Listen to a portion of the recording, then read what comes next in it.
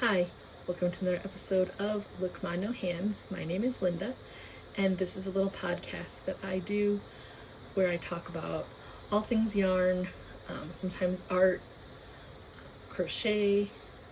I talk a little bit about what I'm reading, what I'm watching on TV, movies, and streaming. Occasionally I will do a segment, which I haven't done in quite a while, but I do fancy footwork where I demonstrate a daily activity that I've adapted to be able to do with my feet. And then lately I've been giving a little bit of a life update since I've been a little bit inconsistent with posting videos because, life happens and sometimes there's just not time in the day to be able to do all the things that I need to do to get the video done. This week I'm recording on Friday evening because I just felt like mixing things up a little bit. So welcome to the pajama party. That's basically what I'm wearing, my favorite pajamas. Decided to just, like I said, change things up a little bit. Not wearing anything crochet this week. Last week I wore the honor roll vest that I stitched up in the kind of light green color, and I wore it one more time last week just for, feeling like being a little fancy, and discovered that it's still a little bit too warm to wear a crocheted sweater. So it fits nice, it looks cute, but I'm kind of a hot body, so trying to wear crochet items is still not really an option until the weather cools down. So you get me in my pajamas. This week I'm working on a new project. I didn't have a lot of time this week to stitch because of my visit with my best friend's son. I used to babysit him when he was an infant and through his preschool days. When he started school, then obviously he was doing the school thing, so I didn't have to look after him. But this week we got to spend our usual end of summer days just hanging out and having a good time. So I'll talk more about that at the end, but it kind of put a cramp in my style when it came to getting any crochet done. It's kind of hard, even though he's older now, he's not a little guy anymore, he's getting to be big. I just wanted to have some quality time hanging out with him and doing the fun stuff we like to do. So not a lot of stitching got done, but I did start on another 12-point star by Bella Coco, and this time I was careful about counting my stitches at the beginning of the project to make sure I had 12 points. For those of you that have watched in the past, you probably remember that the 12-point star is one of my favorite projects to work on, and I've done several of them. In my last iteration of that particular pattern, I miscounted my beginning stitches and ended up with a 13-point 12-point star. So this time I was determined to start out with the 12 points that it's supposed to be. I'm very much a stickler for symmetry, so when I had that 13-point star, I was itching. It was not a project that I was happy with, but by the time I realized that I had made the mistake, it was much too late to go back and change it, so I didn't. This time though, in order to not make myself incredibly uncomfortable, I was careful in counting, and I have 12 points. Hopefully they're turning out all even, because I'm using, again, it's just a project that I like to do for scrap yarn, and one of the yarn balls that I'm using was something from Red Heart. I'll have to put it in the description as to what the yarn was, or maybe I'll pop in a little something, but it was one of the yarns that's kind of like fuzzy. Not really fuzzy, but it has a bit of a texture. It's not, plain old acrylic yarn, and it's a little bit fluffy and difficult to work with. So I'm hoping that I haven't miscounted stitches, But again, if I did, I guess it is what it is. It's turning out nicely. I'm using, again, just a very methodical color scheme, I guess you could say. I'm using white, green, and blue in various shades of leftovers that I have. Most of it is baby yarn.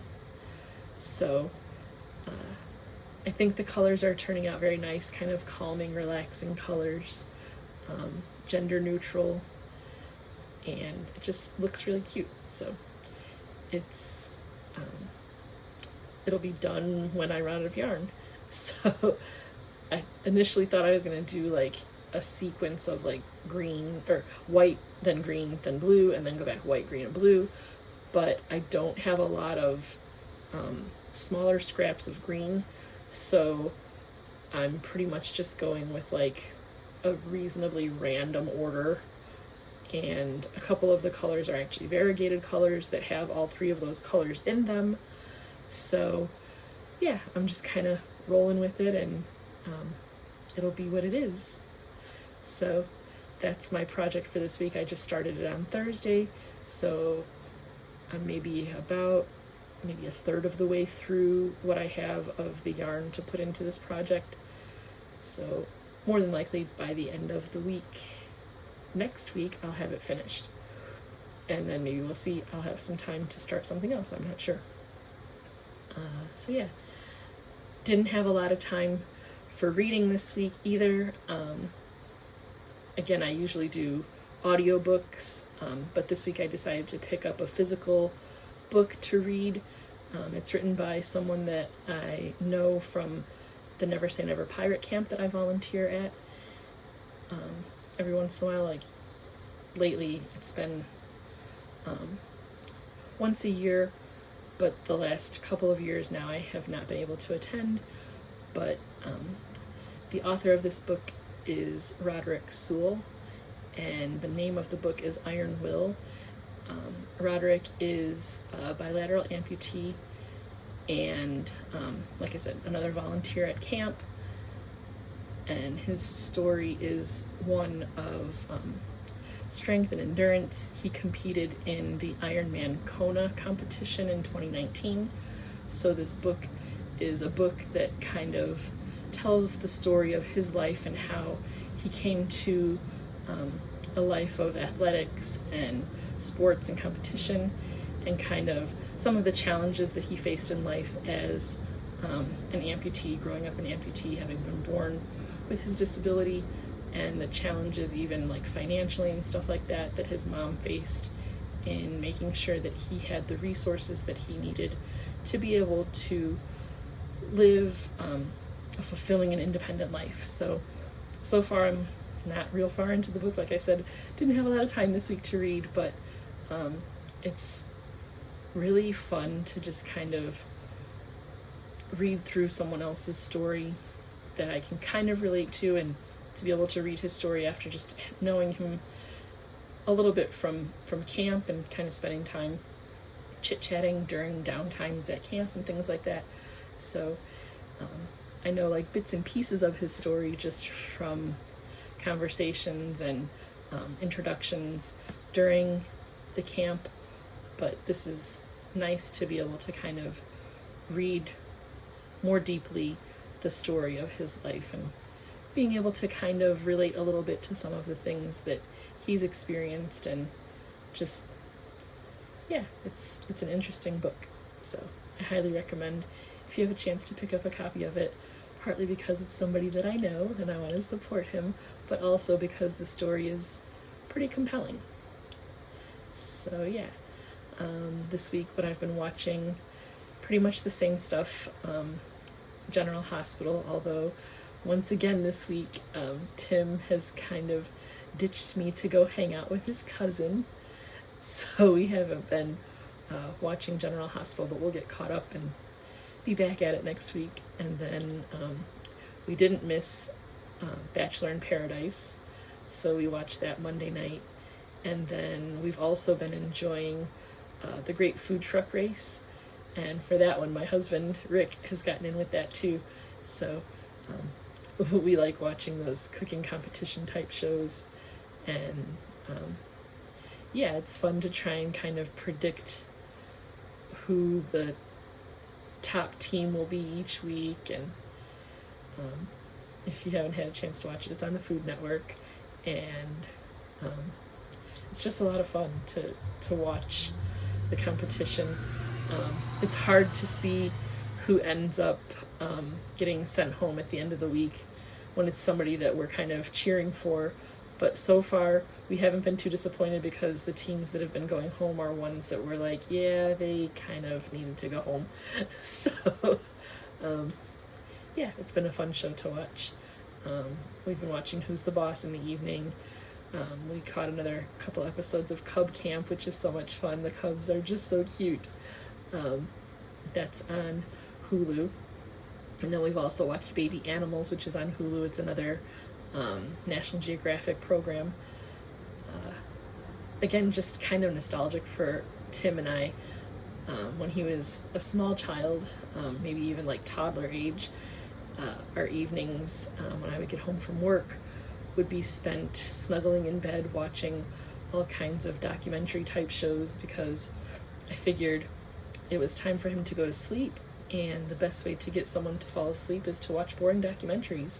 Unfortunately, it did not work with him. He enjoyed watching boring documentaries. So now that's how we kind of spend our winding down time and bonding. So it's kind of interesting to me that it's kind of come full circle. We've come back to spending time watching boring documentaries in the evening. I don't know, it's just kind of funny that how that worked out.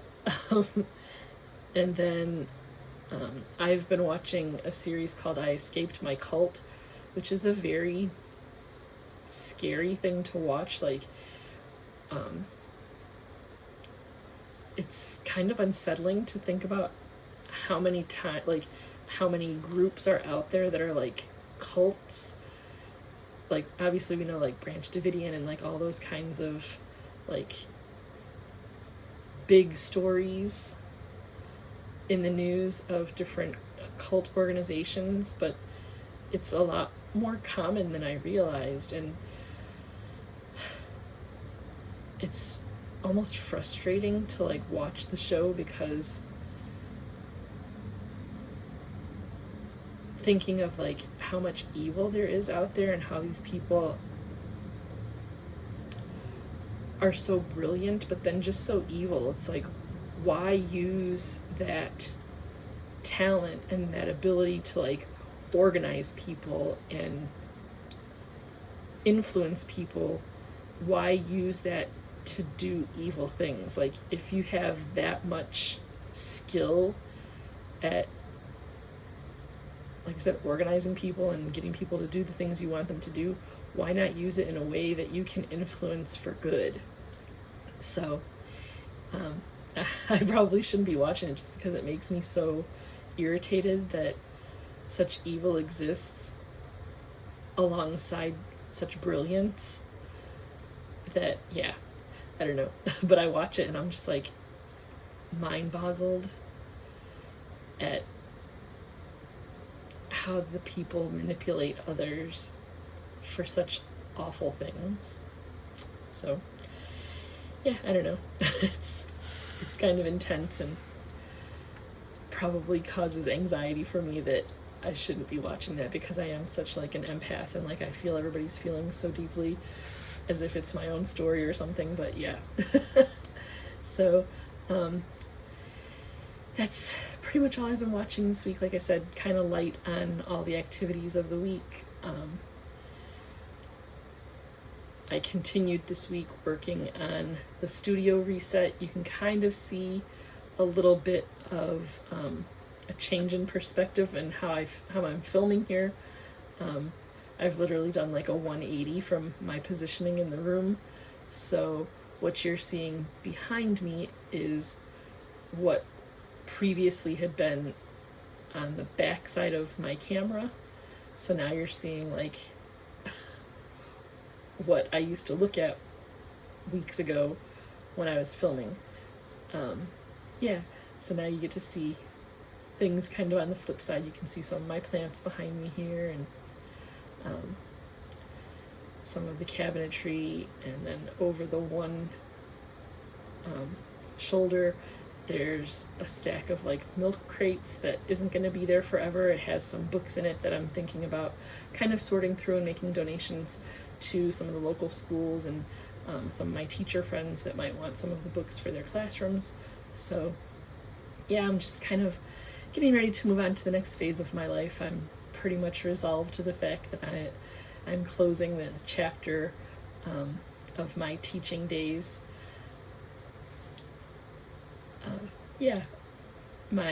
My kiddo is all grown, so there really is no point in me keeping a bunch of picture books because I don't need them anymore.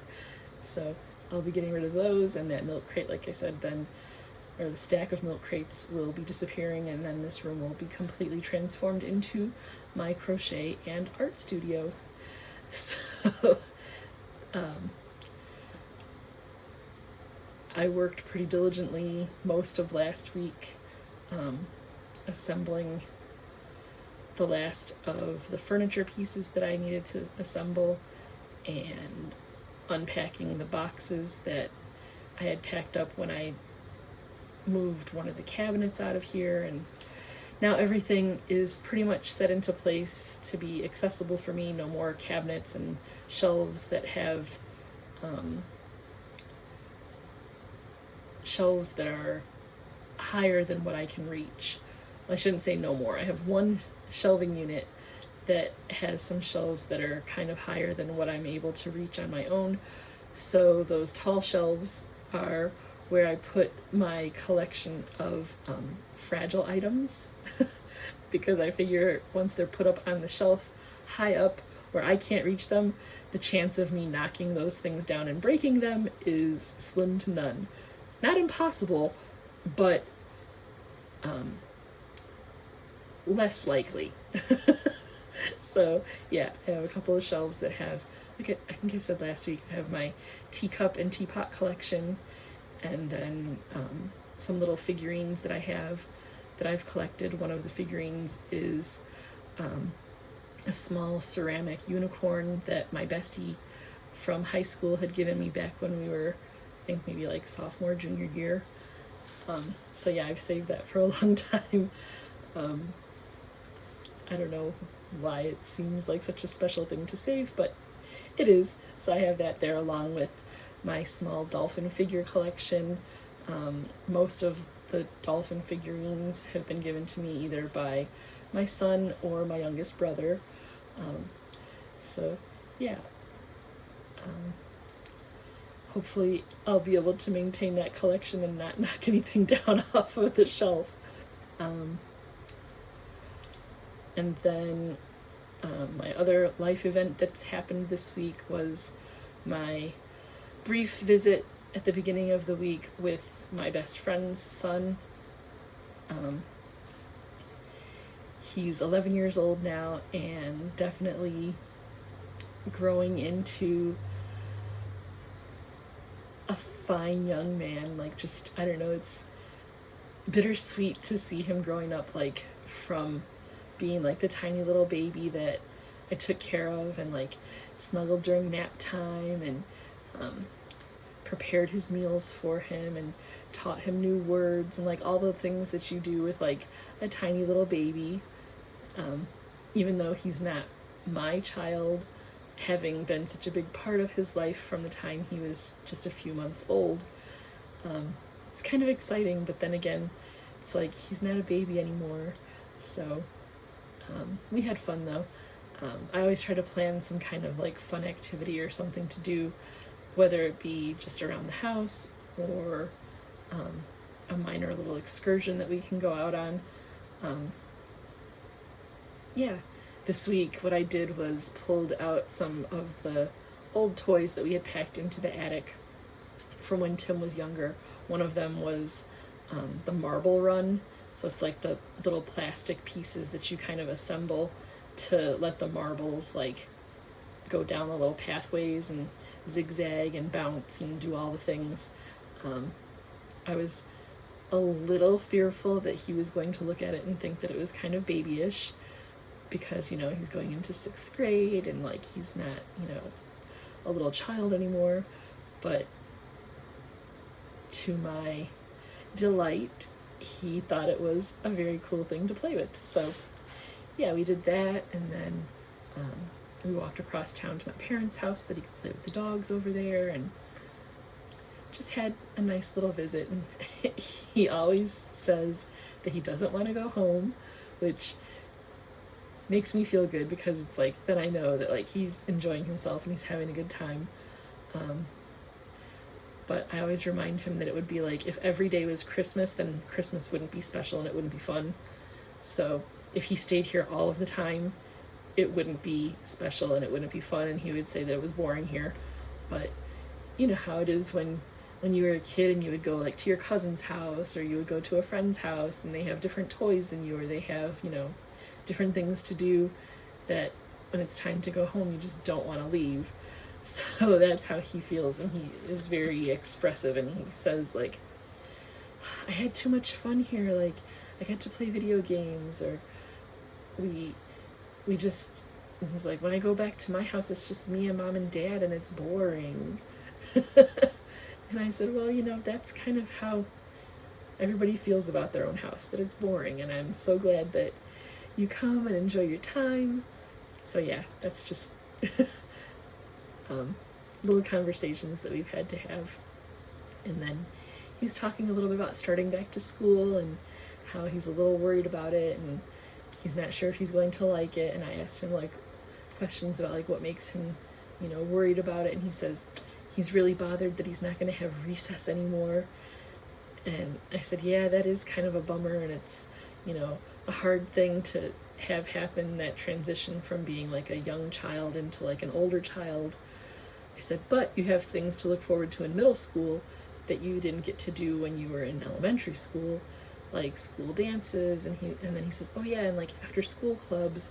So he was realizing that, you know, there's things that are benefits to growing up and accepting those changes. So it was nice to be able to spend that time and help encourage him and make him realize that like changes in life can be challenging and kind of stressful, but everybody goes through them, and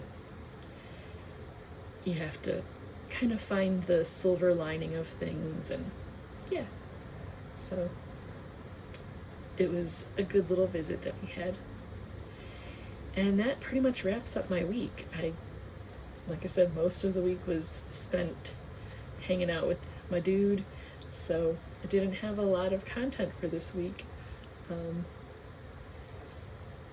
Probably not the best week if this is your first time stopping by for you to come in, but I appreciate you stopping by and watching the video.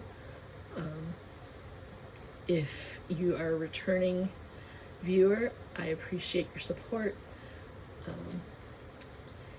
So yeah, just go ahead and hit that subscribe button, ring the notification bell so that you're updated as to when I have new content come out. If you enjoyed the video and my ramblings, go ahead and hit the like button. If you think you know someone who hasn't heard of my channel, go ahead and share, because as I always say, sharing is caring. And then if you have any comments to make, you can go ahead and drop a comment down below. I asked you guys last week to weigh in on whether I should do a pom-pom or a tassel for the Trinity tote that I finished last week, and I haven't had any comments. So if you haven't had a chance to watch last week's video, go back and check that out.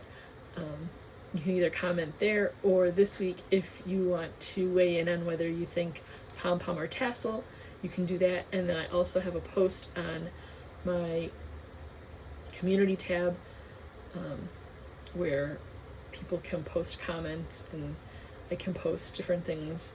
So I posted a poll to ask if you think pom-pom or tassel, So go ahead and hop on over there and let me know what you think. I'm having like decision fatigue. I wasn't sure which one I should do. So if you want to just have that little bit of interaction and kind of like audience participation, go ahead and let me know which one you think is better, a pom-pom or a tassel. Or maybe neither. Who knows? Maybe I'll have to add that into the poll to say you don't think either one of those options is a very good option. Yeah, so that's pretty much all I have for this week, and I appreciate all your support and all the kindness that everybody's been sharing. All the comments are always so positive and just friendly and encouraging, so I really appreciate that. And until next week, I will see you later.